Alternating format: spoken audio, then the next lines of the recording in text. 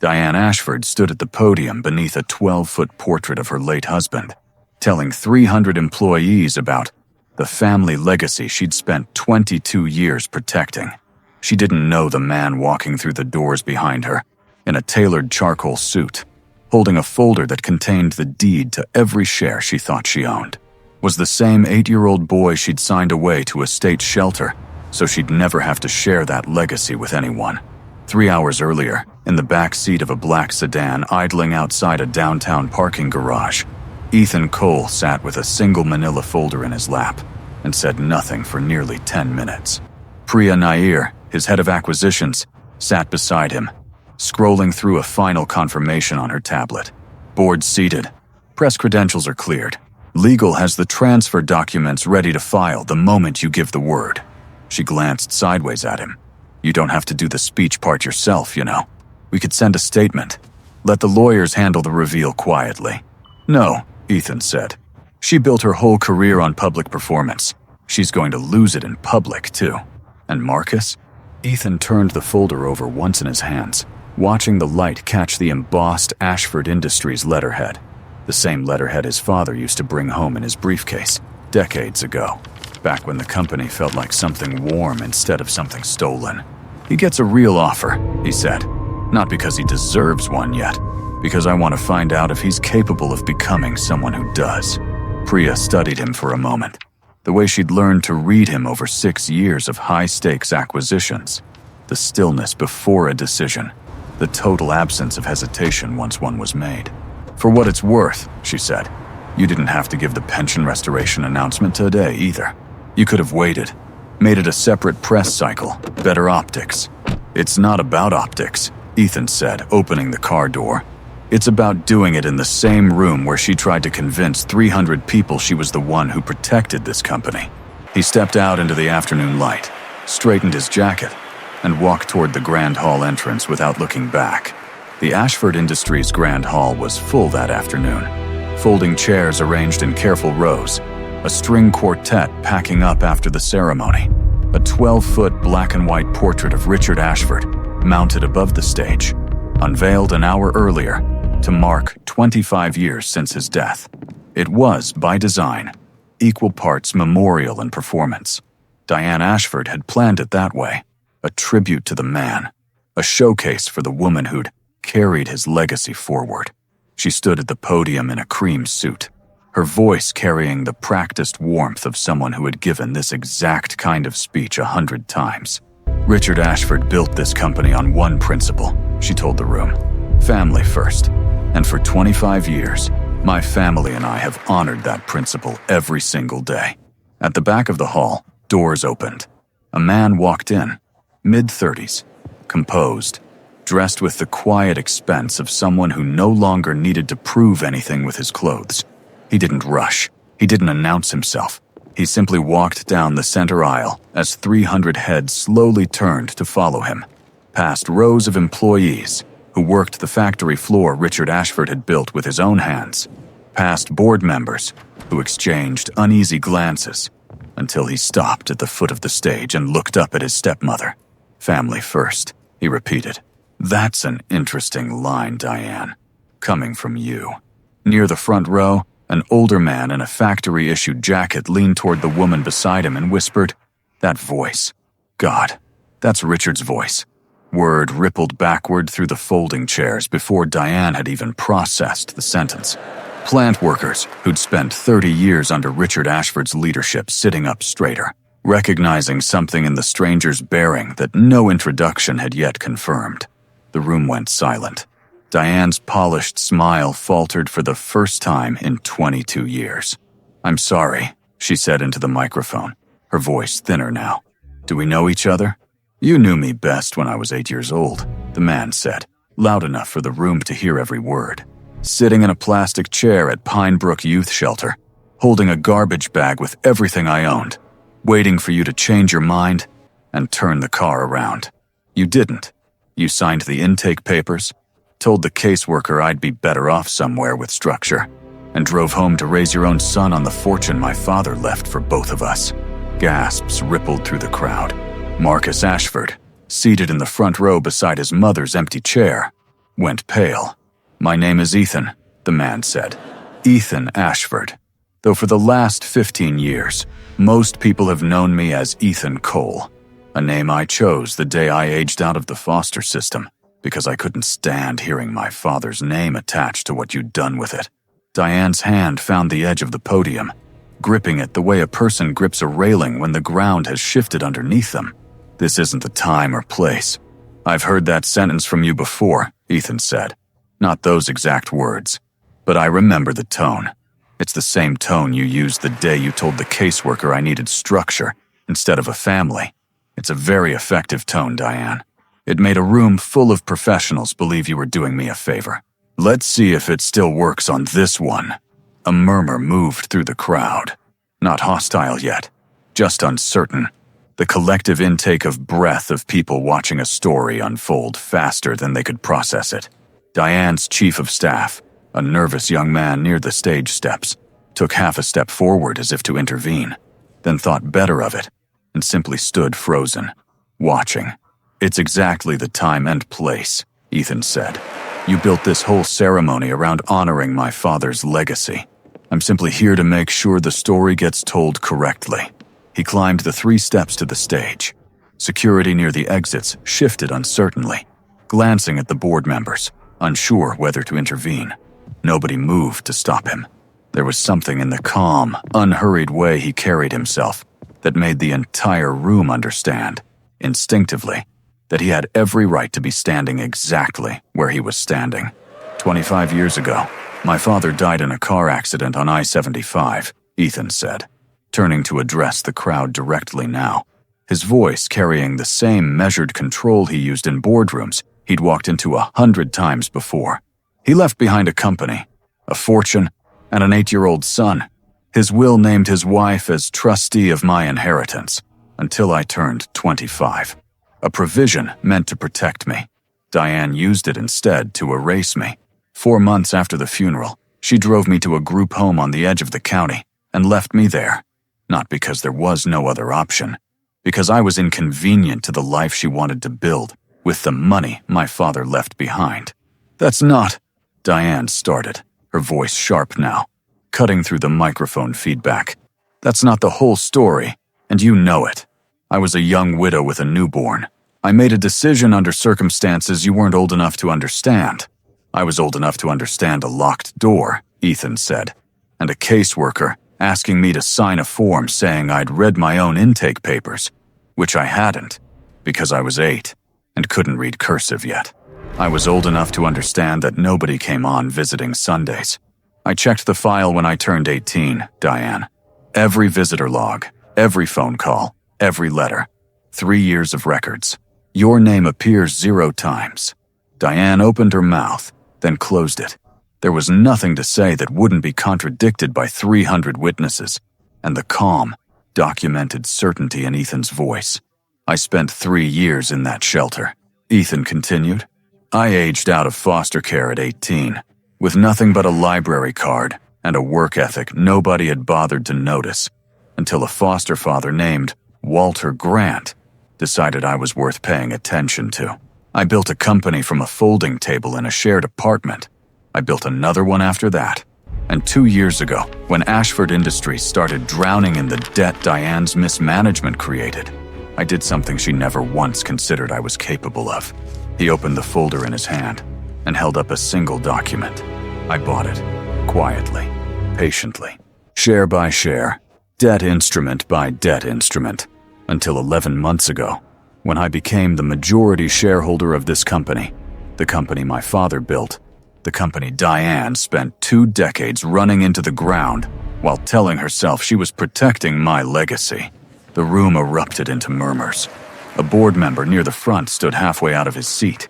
Diane looked, for the first time in the entire ceremony, like a woman watching her own eulogy being read aloud. A board member near the aisle, a heavy-set man named Dale Pruitt, who'd sat on the Ashford Industries board since before Richard's death, rose slowly to his feet. "I want to understand something," he said, addressing Diane directly now, his voice carrying the weary authority of a man who'd spent 2 decades quietly signing off on decisions he'd never fully trusted. 3 years ago, I asked you directly why the pension fund contributions had dropped 40%. You told me it was a temporary restructuring measure tied to market conditions. It was, Diane said. It wasn't, Pruitt said. I've seen the numbers Mr. Cole's team submitted for this transfer. The pension fund wasn't restructured. It was drained to cover 2 failed expansion ventures you approved without full board consultation, and to maintain a corporate travel budget that, frankly, none of us should have signed off on without asking harder questions. He turned toward Ethan. I owe you an apology I don't know how to give properly. I sat 2 seats away from that woman for over a decade, and never once asked where the boy went. You're asking now, Ethan said. That's more than most people managed in 22 years. Another board member, younger, newer to the company than Pruitt, leaned forward. What happens to the board structure going forward? Are we looking at a full overhaul? Not a full overhaul, Ethan said. Competence and honesty going forward are the only 2 requirements I actually care about. Anyone in this room who's been doing their job well has nothing to worry about from me. This isn't a purge. It's a correction. The kind that should have happened years ago if anyone had been willing to ask the right questions at the right time. Pruitt nodded slowly, still standing, and for a moment looked less like a board member fielding hard truths, and more like a man doing quiet arithmetic on his own years of complicity. Then I intend to start asking them, he said, and sat back down. General counsel for Ashford Industries, a gray-haired woman named Rebecca Torres, who'd sat quietly through the entire ceremony in the second row, stood and cleared her throat. For the record, she said, addressing the room more than either Ethan or Diane directly. The board received and reviewed verified transfer documentation 11 months ago, confirming Mr. Cole's controlling ownership stake. Everything he's stating regarding the ownership structure is accurate and legally binding. She looked toward Diane with something between professional neutrality and quiet, weary disappointment. I recommended full board disclosure at the time. I was overruled. By whom? A reporter near the side aisle called out. Several press credentials scattered through the crowd, invited for what was supposed to be a puff piece about a company's proud legacy. By me, Diane said quietly, before anyone else could answer. It was, oddly, the first fully honest sentence she'd spoken all afternoon. The reporter scribbled something quickly, then looked back up. And the disclosure was overruled because I asked for time, Diane said. Some old instinct for control flickering back to life even now, even here. I intended to have a private conversation with my family before any of this became public. You had 22 years for a private conversation, Ethan said. You had my address for the last 11 of them. My company's headquarters is listed publicly. I'm not difficult to find, Diane. You simply never looked. Rebecca Torres, still standing, glanced between the 2 of them with the careful neutrality of someone whose entire career depended on staying out of family disputes, even when they unfolded directly in front of her. For what it's worth, she said quietly, mostly to Ethan, the board will need to formally ratify the transition at next week's meeting. But procedurally, everything you've done is airtight.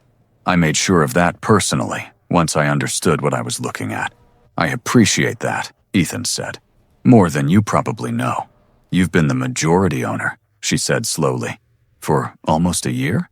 11 months, Ethan said. I watched you plan this ceremony from the boardroom you didn't know I controlled. I let you send out the invitations. I let you order the flowers. I wanted every single person in this room, every employee whose pension you cut, every plant manager who watched you sell off equipment my father bought with his own hands, to be here, together, when I told them the truth. Marcus stood up from his seat, his face a mixture of humiliation and something rawer underneath it. Is this true? He asked his mother, his voice cracking.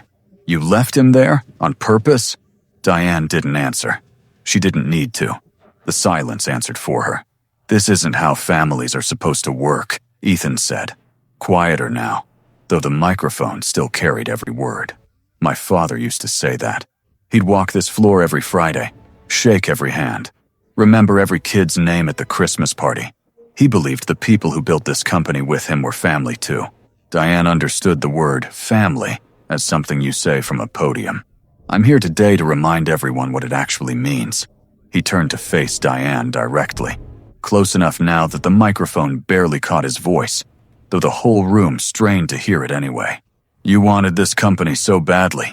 You were willing to throw away an 8-year-old to keep it, he said. You have it now. Every board seat, every share, every dollar of it belongs to me. Effective this morning, you and Marcus are removed from the board. You'll retain the minority stake the law entitles you to. Nothing more. No company car, no office, no seat at any table where decisions about this company are made ever again. You can't do this, Diane said, her voice breaking through the practiced calm at last. I raised this company for 22 years. You inherited a thriving company and left it 6 months from bankruptcy, Ethan said. I have the audited numbers, and so does every board member in this room. This isn't revenge, Diane. This is accountability. The two things just happen to look identical from where you're standing.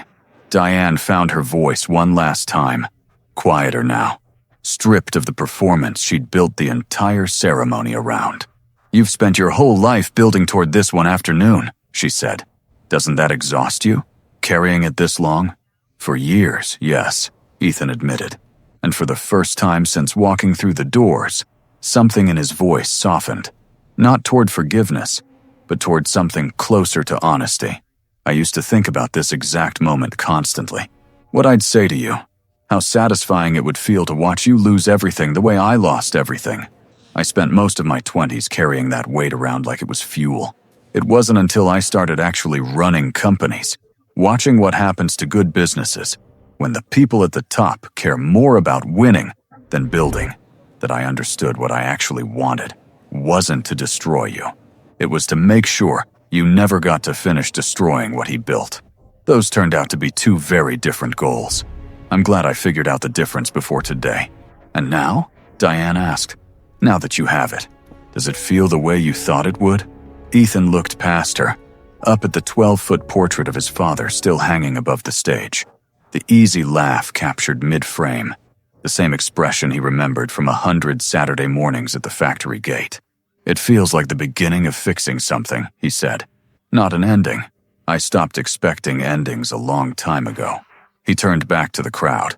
300 employees still frozen in stunned silence, watching a company's entire history rewrite itself in real time.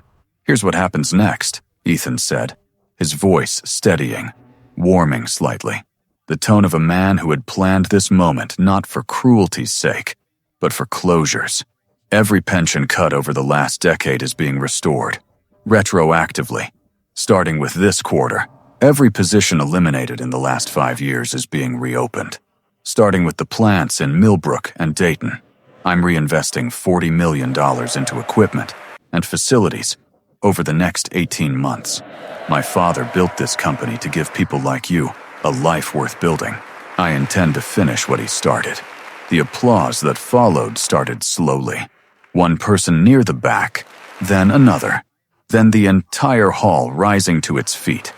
The kind of applause that had less to do with the money and more to do with something harder to name. The sense, finally, of watching a story land on the right ending after 25 years of being told wrong.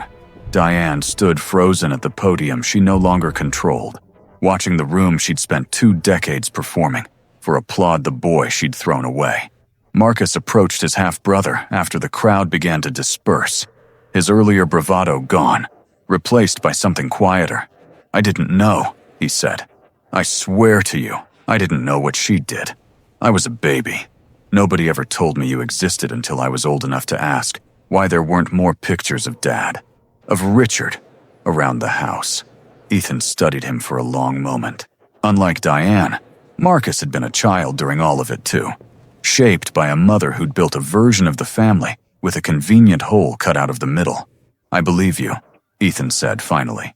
That's the only reason you're not standing next to her right now. If you want an actual role in this company, you can apply like everyone else. Start on the floor. Learn what our father knew before he ever sat behind a desk. I'll make sure you get a fair shot. Not a head start. A fair shot. Marcus nodded slowly, blinking hard, and for the first time in the entire ceremony, said something that sounded less like a rehearsed board member and more like a brother. I'd like that. One more thing, Ethan added as Marcus turned to go. Our father used to say a man's word on the factory floor mattered more than his title in the office. You're going to hear that a lot over the next few months, from people who knew him. Listen to them. They knew him better than either of us did. Marcus managed something close to a real smile. Small, uncertain, but real. I'd like to hear it, he said. I never really got the chance. Diane left the grand hall alone, walking past employees who no longer looked at her the way they had an hour earlier. Not with hatred, exactly, but with the particular disappointment reserved for people who'd had every chance to do right and chosen otherwise, repeatedly, for over 2 decades. Nobody stopped her. Nobody needed to say anything else. Ethan had already said all of it, in front of everyone who mattered, in the one room she couldn't control. 40 minutes after the ceremony ended, Ethan sat in a small side office just off the Grand Hall, facing a half-dozen reporters who'd stayed behind. Notebooks and recorders angled toward him. Priya stood near the door, arms crossed, watching the room the way she watched every negotiation. For the moment, someone tried to twist a fact into something it wasn't. How does a man build a controlling stake in a company that large without anyone noticing? One reporter asked. Especially a company connected to your own family. Patiently, Ethan said. I didn't buy shares from Diane directly. She'd have recognized my name in a heartbeat. And I wasn't ready to have this conversation until I had leverage strong enough to matter. I acquired distressed debt instruments through 3 separate holding structures over 4 years. I bought out minority shareholders who'd lost confidence in the company's direction. By the time Ashford Industries needed a lifeline 11 months ago, I was already positioned to be the one offering it. And you did all of that specifically to come back here? Another reporter asked. To this company, this family? I did it to build something I was good at, Ethan said. I've restructured 6 manufacturing companies over the last decade, most of which had nothing to do with my family. When Ashford Industries came across my desk, I recognized the name before I recognized anything else about the deal. After that, yes. Every decision I made afterward was deliberate. Some people are going to call this revenge, the first reporter said. Ethan considered the question longer than any other that afternoon. My father spent 30 years building something for the people of this town, he said finally. Diane spent 22 years spending it down to nothing, while telling herself she was protecting it. I'm not interested in whether people call what happened today revenge or justice. I'm interested in whether this company still exists in 20 years, employing people the way it employed my father's friends for 30. Everything else is just noise. Priya allowed herself the smallest smile from the doorway. It was, she thought, the most honest answer he'd given all afternoon, and probably the only one that would matter in a year. Diane's departure from the Grand Hall made the local news that evening, then the regional business press by the end of the week. Not as a scandal exactly, though it had every element of one, but as the kind of story local reporters had been quietly circling for years, without ever quite getting the documentation to confirm it. A former Ashford Industries HR director, retired now, gave a brief interview confirming what many longtime employees had privately suspected, that Richard Ashford's son had simply vanished from the company's public story sometime around his father's funeral, with no explanation offered to a staff that had watched the boy grow up on the factory floor. We used to ask about him, the retired director said in the interview. Quietly, at first. Then we stopped asking, because every time somebody brought it up, Mrs. Ashford changed the subject so fast, you learned not to try again. I always wondered. I just never had proof of anything. Now, everyone did. Diane gave one interview in the weeks that followed, to a regional business magazine that had covered Ashford Industries for decades. She used words like complicated and different time in my life, and decisions no parent should have to make alone. She did not use the word sorry in any version the editors chose to print, and readers noticed and said so loudly in the comment threads underneath the piece. The article did more damage to what remained of her reputation than Ethan's speech at the Grand Hall ever had. A fact he found, when he read it, neither satisfying nor particularly interesting. He'd already said everything he needed to say, in the one room where it actually mattered. 6 months later, the factory floor at Ashford Industries ran at full capacity for the first time in 15 years. Ethan walked it himself most Fridays, exactly the way his father used to, learning names, asking about kids and grandkids, standing in the same gravel lot where old employees still remembered Richard Ashford teaching his son to ride a bike decades earlier. He brought Walter and Faye Grant to the ribbon cutting on the newly renovated West Wing, introducing them simply as family, and meant it in a way Diane never had. Marcus stayed on the floor through the entirety of his trial period, learning to run machinery most executives twice his age had never touched, showing up on time, earning the kind of respect a title alone had never given him. It wasn't redemption exactly. It was a start, which Ethan had learned the hard way was usually all anyone actually got, and all anyone really needed to build something new. Diane moved out of the house Richard had built into a smaller property across town, quietly, without the press attention that had followed her exit from the Grand Hall. She and Ethan spoke exactly twice more that year. Brief, businesslike, necessary, arranged through lawyers rather than phone calls. There was no tearful reconciliation scene, no dramatic apology finally accepted. Some doors, Ethan had come to understand, somewhere in the years between Pinebrook and the boardroom, didn't need to be reopened to be closed with dignity. He simply stopped needing anything from her at all, which turned out to be the only ending that had ever actually mattered. On his second Friday walking the Millbrook floor as owner, Ethan stopped at a stamping press operated by a wiry, gray-haired man named Frank Delacroix, who'd worked the line for 38 years. And had known Richard Ashford well enough to have been a pallbearer at his funeral.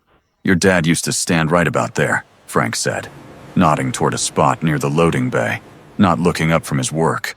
Every Friday, never announced himself, just showed up, asked how the kids were doing, remembered your birthday better than my own wife did some years. He finally glanced over at Ethan, studying him for a long moment. "You've got his walk. Didn't notice it in the boardroom photos. Notice it out here." "Thank you," Ethan said, and meant it more than the two words could really carry. "We all wondered about you," Frank said, quieter now, the press cycling behind him in a steady, rhythmic clatter. Not out loud, she made it clear early on that wasn't a welcome conversation. But wondering doesn't need permission. He wiped his hands on a rag, extended one toward Ethan. "Glad you made it back. Wish it hadn't taken this long." "So do I," Ethan said, shaking his hand. "But I'm here now. That's the part I intend to make count." Walter Grant, well into his 70s now, liked to stop by the Millbrook plant on Fridays just to watch Ethan walk the floor, the same way he used to watch him fix fence posts, as a boy determined to prove he could finish what he started. "Your father would have liked this version of the story better," Walter told him once, standing near the loading dock as the evening shift changed over. "Not the revenge part, the rebuilding part." "I know," Ethan said. "That's the part I actually did it for."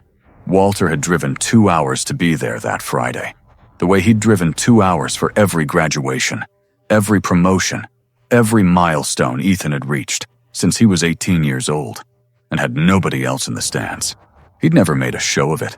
He simply kept showing up, year after year, the same quiet consistency Ethan had once mistaken, as a wary 11-year-old, for something that couldn't possibly last. "Faye wants you at dinner Sunday," Walter added. "She's been threatening to make that pot roast again. Says a man who just took back his father's entire company still needs a home-cooked meal that has nothing to do with any of it." "Tell her I'll be there," Ethan said. "Tell her I wouldn't miss it." It was, in its own unremarkable way, the ending he'd actually been building toward the whole time. Not the boardroom, not the ceremony, not even the company itself, but a kitchen table 2 hours away where somebody had decided, without ever being asked to, that he was worth showing up for. In the Ashford Industries lobby, beneath the same portrait unveiled at the memorial ceremony, Ethan added a small brass plaque of his own, built by Richard Ashford, nearly lost, reclaimed by his son, never for sale again. If this story hit you, hit that subscribe button and turn on notifications. We bring you a brand new story every single week about family, betrayal, and the people who rise above it. Drop a comment and tell us what part you'd have said differently if you were standing on that stage. And give this video a like if you believe some people really do get exactly what they deserve. We'll see you in the next story.